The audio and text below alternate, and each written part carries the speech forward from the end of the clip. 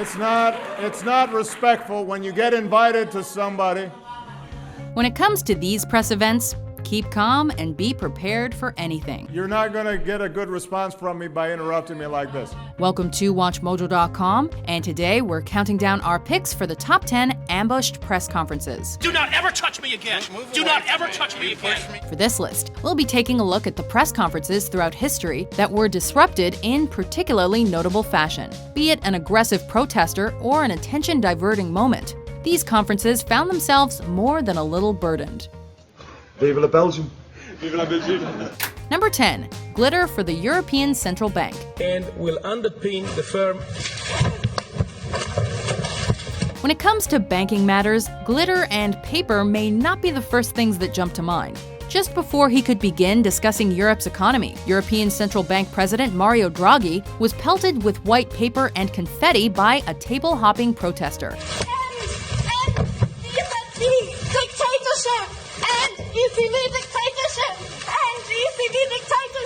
Said protester was later identified as Josephine Witt, a former member of the feminist group Femin. I am a young woman, and all I can do as an activist is to remind him of his duty, is to remind him of his job. It was certainly a bold disruption, especially given the fact that Witt identified herself as a freelance activist after the fact. And then there was Mario Draghi sitting there like this.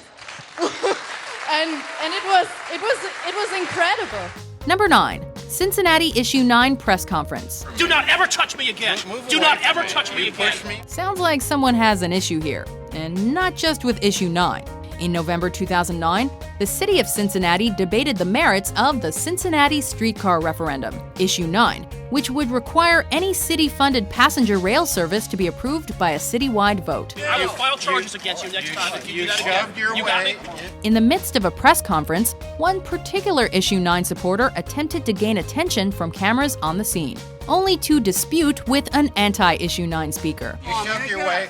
We did not try to disrupt your press. Be cool. The sign. Why don't you just calm down? It's all right. The heated nature of the resulting conversation definitely cemented one point. This isn't an easy matter to resolve. Kind of speaks Hey, we for got a guy itself. over here. Number 8. Benjy Bronk and NFL Commissioner Roger Goodell's news conference. What are you doing? What are you doing? Don't take me to an elevator! Don't take me to an elevator! Please! Don't take me to an elevator! Of all the things to shout out, why this? Don't take me to an elevator! During a press event on behalf of the National Football League, the organization's commissioner, Roger Goodell, attempted to address violence carried out by athletes. In the middle of the conference, Benjy Bronk, a writer for The Howard Stern Show, made a comment about Goodell's handling of the incident where NFL player Ray Rice knocked out his fiancée. Bronk was then escorted out, though not before crying out an odd but highly referential request. Ow! Ow! Ow! I'm Benjy! What's going on? Ow! What are you doing? What are you doing? Don't take me to an elevator! Don't take me to an elevator! Please! Don't take me to an elevator! Number 7. Protester calling out the NRA. And the monsters and the predators of the world know it and exploit it.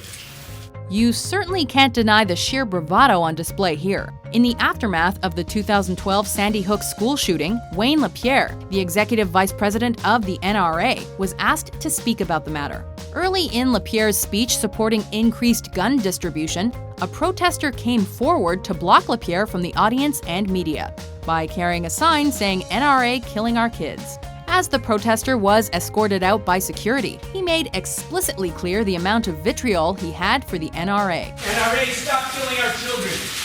It's the NRA and the assault weapons that are killing our children. Whether you agree or disagree, at least the message was apparent. Not armed teachers. We've got to end the arming. We've got to end the violence. We've got to stop the killing.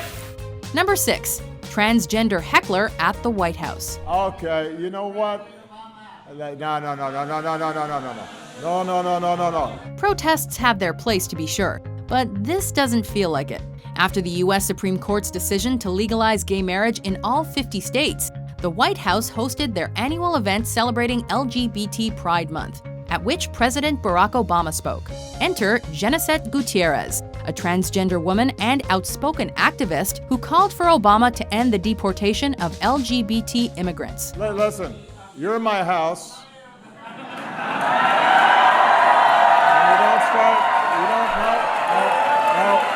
Come on. Though Gutierrez's loud request was notable, it was Obama's shift from amusement to restrained irritation that made the event outright fascinating. Anyway, where was I?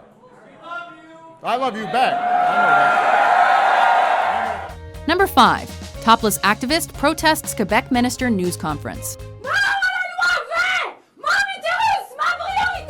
The things people do to get attention. In April 2015, Quebec's culture minister Hélène David was caught off guard by the sudden appearance of Neda Topolowski, a known activist for the feminist group Femin. However, it was not Topolowski's presence, but her actions that raised the most eyebrows. She entered and promptly exposed her breasts, repeatedly shouting statements against the proposed Bill 20, intended to promote family medicine and to amend certain provisions for abortion. That is, until security arrived. It goes without saying that it was a bold act, but its effectiveness in drawing attention cannot be denied. Mon utérus, ma priorité.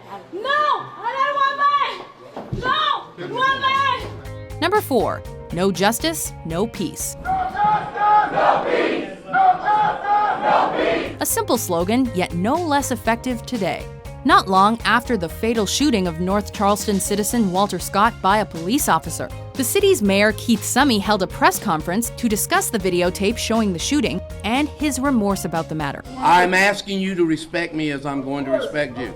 At first seemingly well-regarded, Summy's speech was interrupted by protesters chanting the simple line, "No justice, no peace." People can hear. We're about to close this press conference. Everyone present had legitimate grievances. Summy wanted to maintain order, the protesters wanted justice for a wrongful death. Yet tragically, they were driven to conflict by the situation. Number 3. Raining money on Sepp Blatter. Where is my security?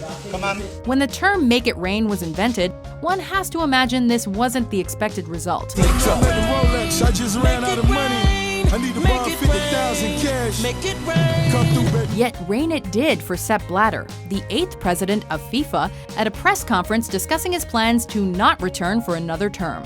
Blatter was approached by Simon Brodkin, a British comedian who handed him a stack of fake money simulating a bribe.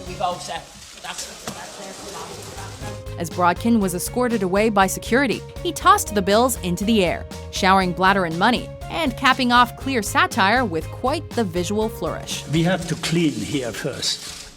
Otherwise, I will not be able to speak to you, ladies and gentlemen, when we speak about football. Number 2. A cocky flight at a Russian press conference.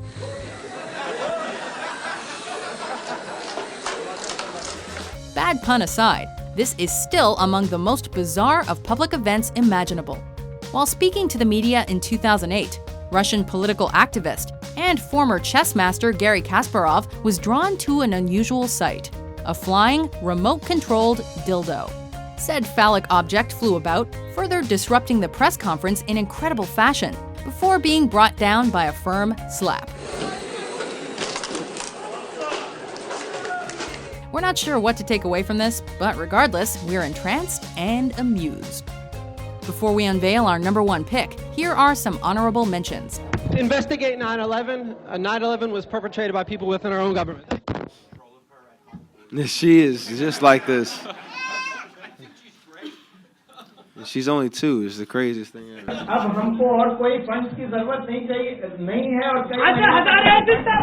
Your sister's really cool. A nice one for that. Really love. Thank and you. Your dad's made got him there.